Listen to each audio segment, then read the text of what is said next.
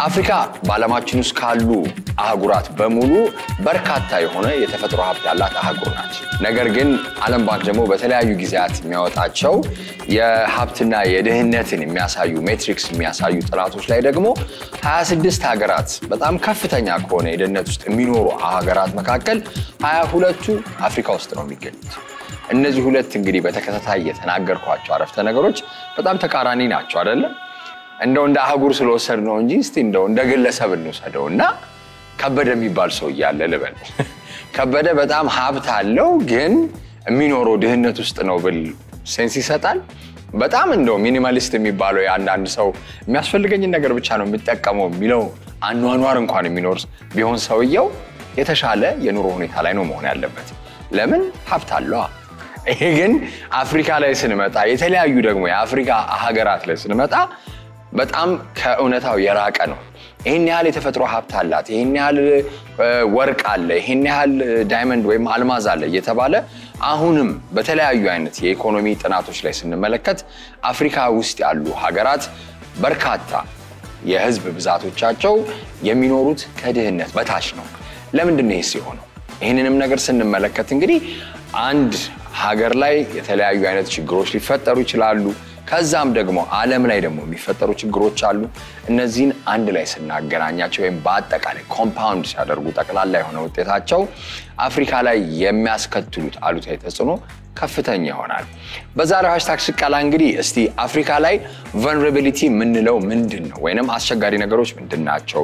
የአፍሪካ ሀብት በጣም እንደው ሀብት አላት አንዳንዴ የዓለም ፖለቲክስ ነው እንደዚህ ደሃ ያረጋትስ ምንለው እውነት ምን ያህል ሀብት አላት የሚለው እናያለን። ከዛ ደግሞ እንደው በአጭር ጊዜም በረጅም ጊዜ እንደ አፍሪካ እንደ አህጉር ምን ብታረግ የተሻለ የምጣኔ ሀብት ደረጃ ላይ መድረስ ትችላለች የሚለው እናያለን። አፍሪካ በጣም ብዙ ከፍተኛ የሆነ ሀብት አላት ስንል ምን ማለት ነው? ሀብት ሲባል በምንስ መልኩ ይታያል? ሪሶርስስ የሚለው የእንግሊዘኛ ቃል አብዛኛውን የምጣኔ ሀብት ተመራማሪዎች በመጠቀም የሚያሳዩት ነው። በሁለት መንገድ ነው የሚከፈለው ሀብት ሲባል እንግዲህ ተፈጥሯዊ ሀብት አለ፣ ደግሞ ሰው ሰራሽ ሀብት ደግሞ አለ።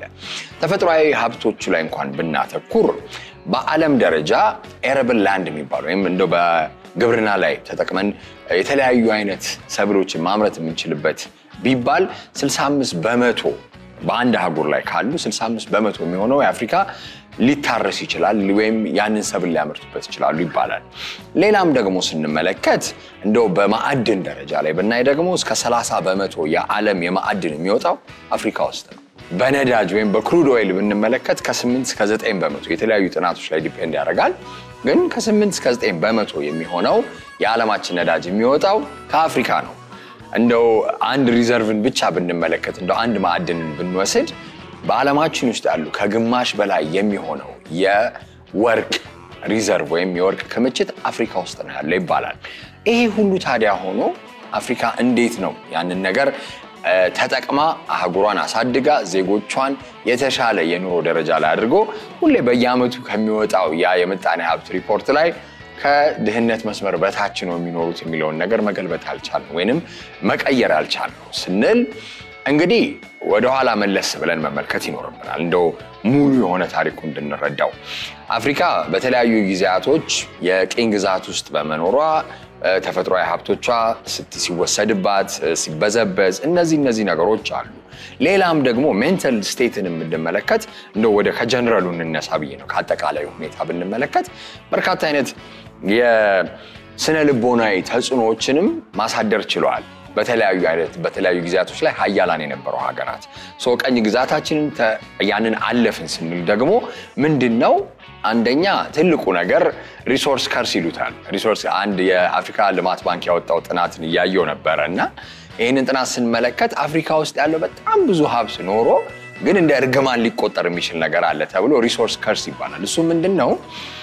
ይሄ አንድ ሀብት ልንል እንችላለን። አሁን የናይጄሪያን ማንሰባ ወደ በኋላ ላይ አነሳዋለሁ።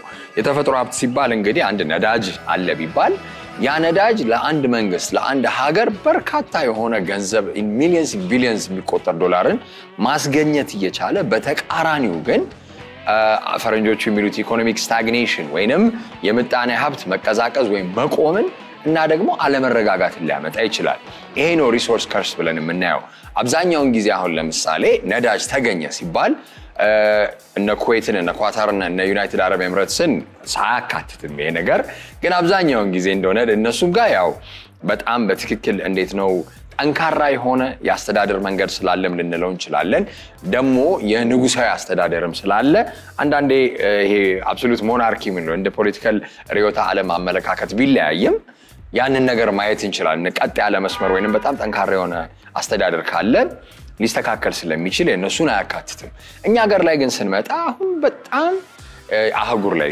ይቅርታ የተለያዩ አይነት ሀገራት ላይ ነዳጅ ተገኘ በተባለበት ወቅት ወዲያውኑ ተከትሎ የሚመጣው ግጭት አለመረጋጋት የተለያዩ አይነት ሰዎች ጋር ሽኩቻ ነው ያ እንደ አንድ ትልቁ ምክንያት ይነሳል የሪሶርስ ከርስ ተብሎ የተቀመጠው ሌላኛው ደግሞ ይሄን ተከትሎ ምንድነው the Dutch disease የሚባላል እሱ ደግሞ የአንድ ሀገር የምጣኔ ሀብት ቶሎ ማደግ ሲገባው አንዳንዴ እንደዚህ አይነት ነገሮች በሚገኙበት ወቅት ወይንም ተፈጥሯዊ ሀብቶች በሚወጡበት ወቅት እነሱን ለመቀየር የሚሸጥበት ፎርም ላይ ለማምጣት በርካታ ፕሮሰሶች ወይም ሂደቶችን ማለፍ አለባቸው ያንን ነገር ደግሞ ለማድረግ ትልቅ ገንዘብ ያስፈልጋል ያንን ገንዘብ ለማምጣት እንግዲህ ምን ይሆናል እዳ ውስጥ ወይ ብድር ውስጥ ወይንም የአጋርነት አግሪመንቶች ልንገባ እንችላለን ያ ደግሞ የበለጠ ኢንትረስቱ እኔ ሪሶርሴን እያወጣው እስከሆነ ድረስ እናንተ ወርቃችሁን አቅርቡ እኔ ቴክኖሎጂውን ይዤ መጥቼ ኤክስትራክት አደርጋለሁ ስለዚህ በፐርሰንቴጅ እንከፋፈል የምትለዋም ሐሳብ ስትመጣ አብዛኛውን ጊዜ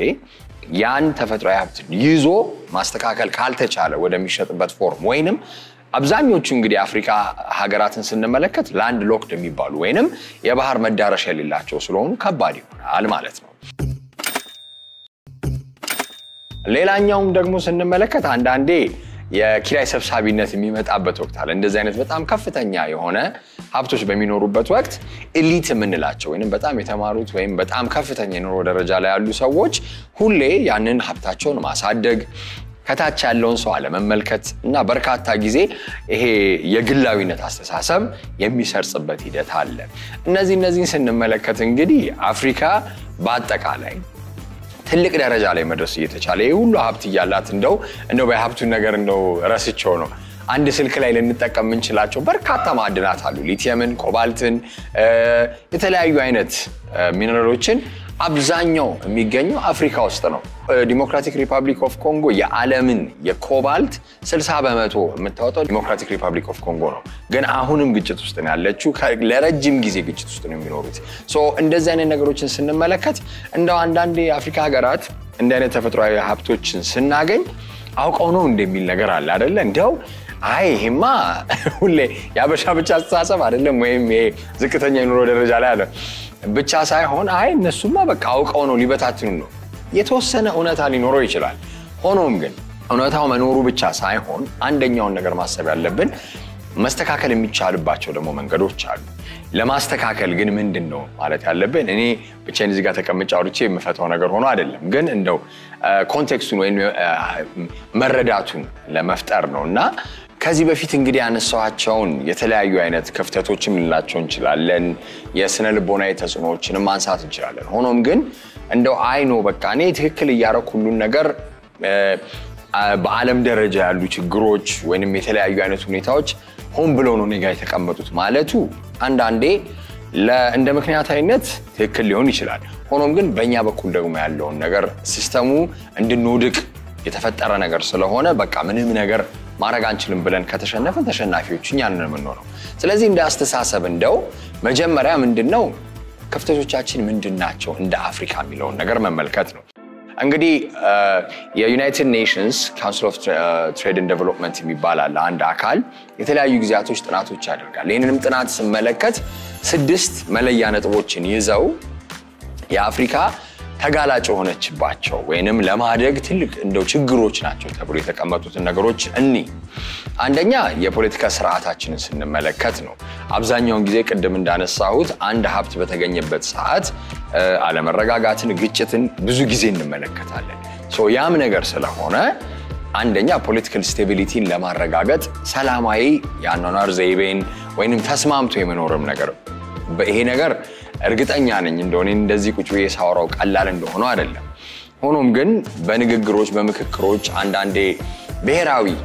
ከዛም ደግሞ በላይ አህጉራዊ የሆኑ ስብሰባዎችም ይዘቱን በሚካሄዱበት ወቅት እንደዚህ አይነት ነገሮችን ዴቨሎፕ አድርጎ ጥሩ የሆነ ፖለቲካል ገቨርናንስ ወይንም ማስተዳደር ቢኖር ይሻላል። ሆኖም ያው ያኛው ነገር እንደ ክፍተት የተነሳ ነው የፖለቲካው ነገር። ይህም እንደ ቁጥርም የተቀመጠው እንደው በ1950 ወዲህ እንደ አውሮፓውያን አቆጣጠር 492 የመፈንቅለ መንግስት ሙከራዎች ሲደረጉ ወደ 220 የሚሆኑት አፍሪካ ውስጥ ነው የተደረጉት።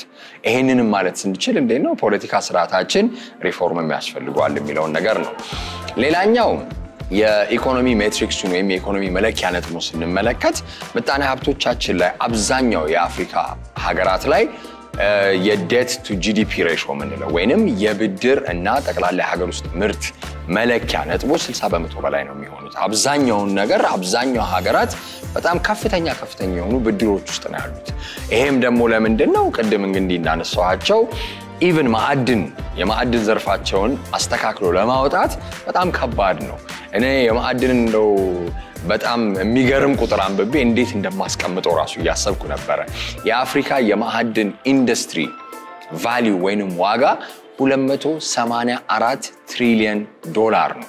ይሄ ማለት እንግዲህ የአሜሪካ 30.4 እንደዚህ ነች።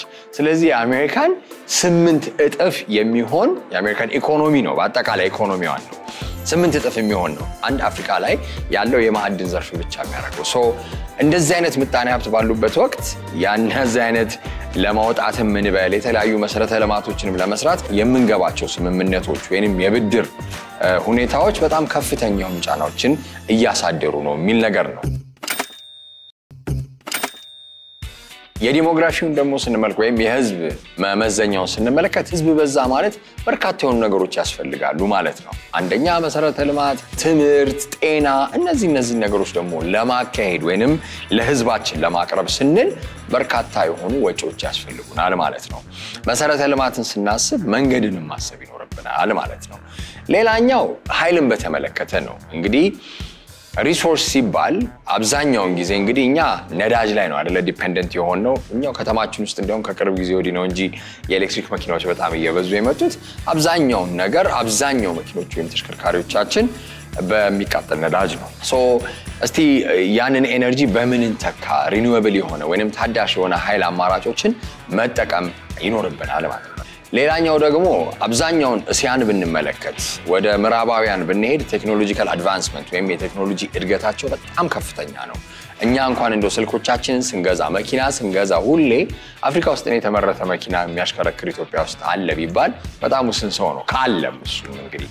ሌላኛውን አብዛኛውን ስናስብ ወይ እስያ ወይ አሜሪካ ውስጥ የተመረቱ ተሽከርካሪዎችን ነው የምንጠቀመው። ከአልባሳት ብንወስድ ከጫማ ከምን ከሁሉም እና የነሱ ይሄ ለምንድን ነው ቢባል አንዳንዴ ወደኛ ገበያ ፍላጎት ማምጣታቸው ብቻ አይደለም የቴክኖሎጂ እድገታቸው በጣም ከፍተኛ ስለሆነ አዳዲስ የሆኑ ምርቶችን የማምረት ነገራቸውም አለ። ሌላ ከምንም በላይ ዋናው የአየር ሁኔታን መሰረት ማድረጋችን ነው። እንደ ትልቅ ችግር የተነሳው አብዛኛው የአፍሪካ ማህበረሰብ ግብርና ላይ መሰረት ያደረገ ማህበረሰብ መሆኑ ነው። ኢትዮጵያን ብንወስድ 85 እስከ 86% የሚሆነው የኢትዮጵያ ህዝብ በግብርና የሚተዳደር ነው።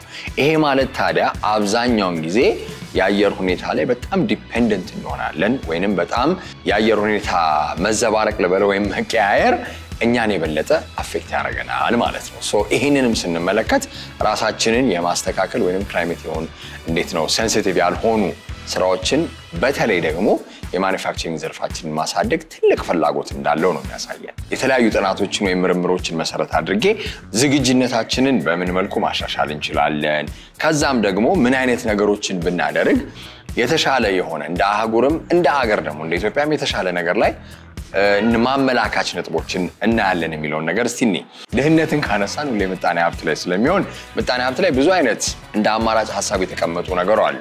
አሁን ለምሳሌ ባንድ የተነስቶ ብድር ሁለተኛ አንበደር ምንበል ማለት ሊከብድ ይችላል። ሆኖም ግን የፊስካል ፖሊሲዎቻችን ወይም ስርዓቶቻችን በተለያዩ ሀገራት በሚቀረጹበት ወቅት ምንድነው መደረግ ያለበት? የአፍሪካን ቀጣይነት ያለው የምጣኔ ሀብት እድገትን እንዲያረጋግጡ ማድረግ ነው። ምክንያቱም ስንመለከት እስቲ ከ2000 አንስተን እስከ 2010 ያለውን ጊዜ ስናይ በጣም ከፍተኛ የሆነ 4.8% እድገት በአማካይ አመታዊ የምጣኔ ሀብት እድገት ያሳየችበት ጊዜ ነበር። በተቃራኒው ደግሞ 2014 እንደ አውሮፓውያን አቆጣጠር ላይ የተፈጠረው የሸቀጥ ዋጋዎች መውደቅ ደግሞ እንዴት ነው ብዙ አፌክትድ ሆኗል። 3.1% የሆነ የምጣኔ ሀብት እድገት አስመዝግባለች። ግን ይሄ ነገር መቀዛቀዙን ያሳየበት ሰዓት ነው። ወደ 2020 ደግሞ ስንመጣ እንግዲህ ኮቪድ-19 ሙሉ ለሙሉ የዓለም ሀገራትን ኢምፓክት አድርጓል። ይህን ሲያደርግ ግን ምጣኔ ሀብትን በተመለከተ የጤና ዘርፉ ላይ ሳይሆን ምጣኔ ሀብትን በተመለከተ የአፍሪካ ሀገር በጣም ችግር ውስጥ እንደሆነ ሆኗል።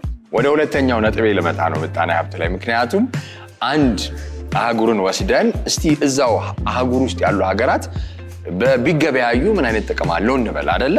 እንዳልኩት አፍሪካ ውስጥ አብዛኞቹ ሀገራት ላንድ ሎክድ ወይንም የባህር መዳረሻ የሌላቸው ናቸው። ስለዚህ አንድ ምርት አምርተው ወደ ሌላ አህጉር ለማካሄድ ወይም ትራንስፖርት ለማድረግ ምን ያስፈልጋል? በጣም ከፍተኛ የሆነ የሎጂስቲክስ ወጪ አለው። እኛ ግን እዚሁ አሁን ኬንያ ከኢትዮጵያ፣ ኢትዮጵያ ከታንዛኒያ ከዩጋንዳ ግብይት ቢኖር ግን ምን ያህል የተሻለ ኔትወርክ ሊኖር እንደሚችል እናስብ። ለምን በጣም የሚገርመው 50% የሚሆነው የአፍሪካ የወጪና የገቢ ንግድ መሰረት ያደረገው 5 ትልልቅ ኢኮኖሚዎች ላይ ብቻ ሆኖ ከአምስቱም አንዱ እንኳን አፍሪካ ውስጥ የለም። እነዚህ ነገሮች ስንመለከት አፍሪካ ውስጥ ያለውን ሀብት ወይንም ያሉን ሪሶርሶች በመጠቀም እርስ በርስ ግብይት ብንፈጽም ደግሞ ከምንም በላይ ደግሞ ይሄ ታሪፎችን እንግዲህ አሁን በጣም የአሜሪካና የቻይና የታሪፍ ዋር እየታየ ነው አይደለ? ልክ እንደዛ ሳይሆን እኛ አህጉር ላይ ነፃ የሆነ የፍሪ ትሬድ ዞን አሁን እየተደረገ እንዳለው በኤኤስኤፍቲኦ እየተደረገ እንዳለው ሁኔታ እንደዛ አይነት ግብር ሳይጣልባቸው የአህጉር ውስጥ ግብይት ስርዓቶች ቢፈጠሩ በጣም ጥሩ ይሆናል ማለት ነው። ሌላኛው ፋይናንሻል ማርኬቶችን ወይም የገንዘብ ማርኬቶችን ማቋቋም፣ ገበያዎችን ማቋቋም በጣም ትልቅ አማራጭ ነው። ምክንያቱም ከህዝቡ ካፒታል መሰብሰብ ይቻላል፣ ከህዝቡ ፐብሊክ ፋይናንሲንግን መጠቀም ይቻላል። የፖለቲካል ስቴቢሊቲ ላይ እንደመጨረሻ ነጥብ እንደው ማንሳት ብፈልግ አሁን ቡርኪና ፋሶ ላይ በጣም የኢብራሂም ትራኦሬ ስም በጣም እየተወራ ነው። ምክንያቱም ፋርሚንግ ላይ ኢንቨስትም ከማድረግ አንፃር ለግብርና ቅድሚያ ከመስጠትም አንፃር ብዙ ስራዎች እየሰራ ነው። ከዛም ደግሞ ከፈረንሳይ ጋር ደግሞ ያለንም ግንኙነት በጣም ይቀዛቀዝ የሚል ነገር ነው። ይሄንንም ከማለቱ አንፃር እንግዲህ በርካታ የግድያ ሙከራዎች ተደርገውበታል። ሰርቫይቭ እያደረገ የዳነ ነው ሁሉንም። ግን እንደ ትልቅ ነገር ቢታይ መሪዎቻችንም እንዴት ነው ኮንሶሊዴትድ የሆነ ወይም ጠንካራ የሆነ መግባባት ላይ ቢደረስ አፍሪካን ካላት የተፈጥሮ ሀብት አንፃር የዓለም እንደ ቁንጮ ብናረጋት ወይንም ዓለምን መምራት የምትችል አህጉር የሚሆን የሚያስችል የተፈጥሮ ሀብት ያላት ክቡር አህጉር ነች።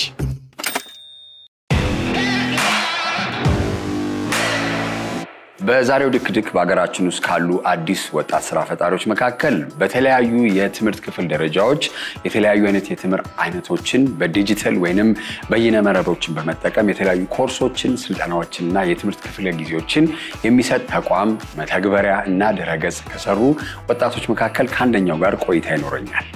ሰላም። ብዙ ቃላቶች ባንድ የተጠቀምኩበት እስቲ ዲጂታል ሚዲያ የሚለውን ነገር ራሱ እንደው ከትምህርት መድረክን ፕላትፎርምን በዘለለ እኛ ያው መገናኛ ነው የምንጠቀመው አይደል? ከጓደኛ ጋር ለማውራት እናንተ ይሄ ነገር ለትምህርት መስጫ ሚዲየም ጥሩ ይሆናል ብላችሁ እንዴት አሰባችሁት? እንዴት ጀመራችሁ? ከዛን ጀምር። አመሰግናለሁ። ራሴ ላስተዋውቅልህ ጀምርና ኪሩቤል እባላለሁኝ የግሎብሮክ አካዳሚ ሲኢኦ እና ፋውንደር ነኝ። ዲጂታል ሚዲያን ለትምህርት ያሰብንበት ምክንያት ያው ዲጂታል የሆኑ ነገሮች እንደምታውቀው ዲስትሪቢዩሽናቸው በጣም ዝቅተኛ ነው።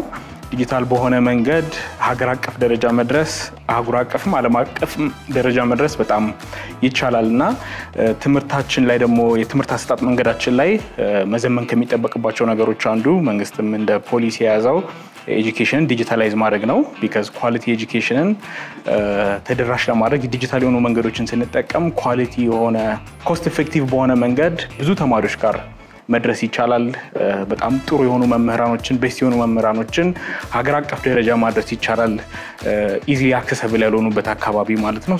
በዚህ ምክንያት ዲጂታል በሆነ መንገድ ብናስተምር አዲስ አበባ ውስጥም ከአዲስ አበባ ውጭም ያሉ ተማሪዎች የኛን ሞባይል አፕ ተጠቅመው የኛ ዩቲዩብ ላይም ገብተው በጣም ኳሊቲ የሆነ ኤጁኬሽንን ማግኘት ይችላሉ በጣም በቀላሉ ብለን ስላሰብን ከ7ኛ ክፍል እስከ 12ኛ ክፍል ድረስ ያሉትን ትምህርቶች አብዛኞቹን ትምህርቶች እንደ ማትስ፣ ፊዚክስ፣ ኬሚስትሪ፣ ባዮሎጂ እነዚህን ትምህርቶች ዲጂታላይዝ አድርገን በድረ ገጻችን ላይ በሞባይል አፓችን ላይ አድርገን ለተማሪዎች አድርሰናል ማለት ነው። በጣም ያ እስቲ መተግበሪያን አሁን አፑንም በለው መተግበሪያም ይሁን ዌብሳይት ድረገጹም እንዴት ነው ሲጀምሩት የነበረው ፕሮሰስ እንዴት ነው?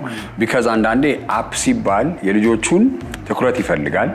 አብዛኛውን ጊዜ እንደኔ አይነት ተማሪ ከሆነ አጥና ስትባል ማለት ወጭ የምታጠና ወይ እንደዚህ ያው እንደ ፍላጎት ነው መሰረት የሚያደርገው ሰው እንዴት ነው እስቲ የሚሰራው አስረዳኝ። አንዱ በጣም ትልቅ ያደረግነው ነገር ትምህርታችንን በተቻለ መጠን ኢንጌጂንግ ለማድረግ ሞክረናል።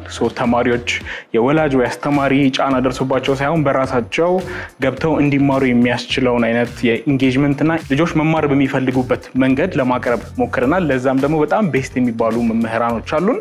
ስንጀምር 2016 መስከረም ላይ ከአንድ ዓመት ተኩል በፊት ማለት ነው ዩቲዩባችን ላይ የጀመርነው።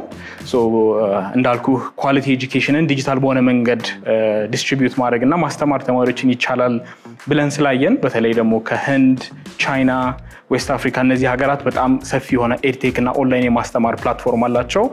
ለምን አንሞክረውም ለምን ቴስት አናደርገውም ብለን ዩቲዩብ ላይ ፎር ፍሪ ሪሊዝ አደረግነውና ለማስተማር ሞከርን። የዛሬ 1 ዓመት ተኩል ማለት ነው። የዛሬ 1 ዓመት ተኩል ላውንች ባደረግን በ3-4 ወር ውስጥ በቀን ውስጥ እስከ 10,000 ተማሪዎች ድረስ የገቡ መማር ጀመሩ። ካሰብነውም በጣም በላይ ፊድባኮችን ማግኘት ጀመርን። ከአዲስ አበባ ከተለያየ ክልል ከተማዎች ኢቭን ጦርነት አካባቢ ከሆኑ አካባቢዎችና ትምህርት እየተሰጠ ካልሆነበት አካባቢዎች ላይ ተማሪዎች የኛን ዩቲዩብ ያዩ እየተማሩ መጡ። ኦኬ ነገር ዩቲዩብ ላይ ብቻ ማድረግ ሳይሆን በሞባይል አፕም እና በዌብሳይታችንም ላይ ማስተማር አለብን ብለን ስላሰብን ሞር የተሻሉ ኮንተንቶችንም ሰርተን ሞባይል አፓችን ላይ አድርገን 2017 መስከረም ላይ በአዲስ መንገድ ለተማሪዎች ተደራሽ አደረግን ማለት ነው። ሽቀላ አረጋችሁ። that's the business model። ሁሌም አንድ ስራ ሲጀመር ያው ኮዝ ቢኖረው ዋናው ነገር ቢዝነስ ሞዴል ቦተም ላይን ከሌለው እናንተም ሰስቴን ማድረግ ስላለባችሁ ያ ነው። እንዴት ነው አንድን ድርጅት ከፍቶ ማስተዳደር ራሱ የሚያመጣ ችግር አለ። እንደዚህ ደግሞ ትምህርት ላይ ደግሞ ሲመጣ የተለያዩ አይነት ችግሮች አሉ። አክሬዲቴሽንም ሊሆን ይችላል፣ ተቀባይነትንም ስልጠና ሲሰጥ በየትኛው ደረጃ ነው ማን ነው አንተን ብቁ ነው ብሎ ያስቀመጠም የሚለው ብዙ ነገሮች ይኖራሉ። እንግዲህ እርግጠኛ እስቲ ምን አይነት ችግሮች አጋጠሙ? የመጀመሪያው ትልቁ ችግር የገጠመን ስንጀምር ብቁ የሆኑ መምህራኖችን ማግኘት ነበረ። ስንጀምር በ10 አስተማሪ ነበር የጀመርነው። 10 ቤስት አስተማሪዎች ለማግኘት ከ1500 በላይ አስተማሪዎችን ማወዳደር ነበረብን። ከዛም ደግሞ በላይ ብዙ ማሰልጠን ነበረብን። ይሄ የመጀመሪያው ትልቅ የምንለው ቻሌንጅ የገጠመን ነበረ። በጣም በርካታ ዘርፍ ላይ ነው የተማሪ ሰው ኃይል የሚያስቸግረው። አሁን እንዴት ነው እስቲ የተማሪ ሰው ኃይል በደንብ ታገኛለህ? ሪክሩት ስታረጉስ ምን አይነት ሜትሪክስ ነው የምትጠቀሙት? የመጀመሪያው ትልቁ ሜትሪክሳችን ያላቸው ለሰብጀክት ማተሩ ያላቸው ቅርበትና አንደርስታንዲንግ ነው። ቢካዝ ስታስተምር ወይም ስታስረዳ አንደኛው ኦፕሽን ስክሪፕት ሰጥተናቸው ለአስተማሪዎቻችን ያን የሸመደዱትን እንደ ዜና እንደማቅረብ ሊያቀርቡ ይችሉ ነበረ። እኛ ግን የሄድንበት ራውት አስተማሪዎቻችን ለሰብጀክት ማተሩ ያላቸው ኤክስፐርቲስ በጣም ሃይ ስለሆነ በጣም በቀላሉ ማስረዳት የሚችሉ ሰብጀክት ማተሩን በጣም ከማወቃቸው የተነሳ ሲያስረዱና ኤክስፕሌን ሲያደርጉ ምንም ሳይቸገሩ በቀላሉ ማስረዳት የሚችሉ መምህራንን ማግኘት was the goal። አሁንም ያለው እንደዛ ነው። ብዙ ስልጠናዎች አሉ እኛም ጋር፣ ግን እነሱ ኦልሬዲ ይዘውት የመጡት የሰብጀክት ማተር አንደርስታንዲንግ በጣም ኢምፖርታንት ነው። እሱን ነው መጀመሪያው የምናየው ማለት ነው። መምህራኖቻችን አብዛኞቹ የዩኒቨርሲቲ መምህራን፣ ባዮሎጂ አካባቢ ሜዲካል ዶክተሮች፣ ፕራክቲካል ነገሮች ላይ ያሉ ሰዎች ስለሆኑ ለማስረዳት ይቀላል። ቀረብ ያሉ ስለሆኑ የሚሰሩበትም ስለሆነ ሐሳቡን በደንብ ለማስረዳት ብዙ አይቸገሩም። በዛ መንገድ ነው ሪክሩትመንት አደረገው። እስቲ በሚቀጥሉት 5 ዓመታት የኢትዮጵያን የተማሪ ሰው ኃይል ወይም ልበል ወይም ተቀባዩን ትውልድ በማብቃት አንፃር ምን ስራዎች ትሰራላችሁ? በሚቀጥለው 5 ዓመት ትልቁ ጎላችን የኳሊቲ ኤጁኬሽንን አፎርደብል በሆነ ኮስት አክሰሲቢሊቲውን በጣም መጨመር እንፈልጋለን። አክቲቭሊ ማንዝሊ እኛ ላይ የሚማሩ ተማሪዎች ከ200,000 በላይ ተማሪዎች እንዲሆኑ እንፈልጋለን። ሪሞት ኤሪያዎች ላይ መድረስ ብዙ እቅዶች ይዘናል። ኦፍላይን አክሰስ አድርገን ኢቨን ኢንተርኔት የሌለበት አካባቢዎች ላይ ተማሪዎች እንዲማሩ የሚያስችላቸውን ስራዎች እየሰራን ነው። እነዚህን ተጠቅመን ኦፍላይንም አክሰሳችንን ጨምረን በአጠቃላይ ለመስፋት አስበናል። አክቹዋሊ ያለን እቅድ ኢትዮጵያ ላይ ብቻ አይደለም፣ ከኢትዮጵያም የመውጣት እቅዶች አሉን። ቢካዝ ኢስት አፍሪካ ላይ እኛ የሰራን ያለነው ነገር ሃይሊ ዲማንድድ ነው እናም በእኛ ስኬል እና በእኛ ጥራት እና በእኛ ስፋት እየሰሩ ያሉ ካምፓኒዎች በጣም ሊሚትድ ናቸው። ይሄንን ተደራሽ ለማድረግ አፍሪካንም ለመያዝ እየታሰበ ነው። ባይ ዘ ዌይ ለምሳሌ አንድ ሀገር ብንሄድ ኢቭን አሁን ላይ ያለን በአማርኛ ብቻ ነው እየሰራን ያለነው። ጠይቅ ነበር ቋንቋውን ልታረግ ነው። ያ በቅርብ ጊዜ ያለንን ትምህርት በኦሮምኛም እናም ሌሎችም ሜጀር የሆኑ ቋንቋዎች በ5 ሜጀር የኢትዮጵያ ቋንቋዎች የመስራት እቅዶች ይዘናል እየሰራን ነው። በጣም አሪፍ። እንግዲህ ኪሩቤል አንተንም ቲምህንም እንግዲህ ለሰልፍ መጀመሪያ አላማችሁን ይዛችሁ ወጣቱን ለመቅረጽ ለማገዝ የተነሳ አላማ ስለሆነ በጣም እናመሰግናለን። እንደ ሀገርም እንደ ሚዲያ ተቋም ማለት እንፈልጋለን። ከዛ በላይ ደግሞ ህልማችሁ ተሳክቶ ደግሞ ተለቅ ባለ ፕላትፎርም ላይ እንደምንገናኝ እርግጠኛ ነኝ። ለቆይታችን በጣም አመሰግናለሁ። መልካም የስራ ጊዜ። Thank you። እንደተመለከትነው እንግዲህ አፍሪካ በርካታ የሆኑ የተፈጥሮ ሀብቶች አሏት። በጣም በህዝብ ደረጃም እንግዲህ በጣም ወጣት የሆነ ዲሞግራፊክ ቤዝላይን አላት። ሊሰሩ የሚችሉ እጆች፣ ሊሰሩ የሚችሉ አእምሮዎች እና እነዚህ ነገሮችን ስንመለከት አፍሪካ ከዚህ በፊትም እንዳስቆጠረችው ከፍተኛ የሆኑ የምጣኔ ሀብት እድገት ደረጃዎችን እያስቆጠረች ማድረግ የምትችል አህጉር ናት። የዛሬው #ሽቀላ ይሄን ይመስል ነበር። እስከሚቀጥለው ሳምንት እስከምንገናኝ መልካም ጊዜ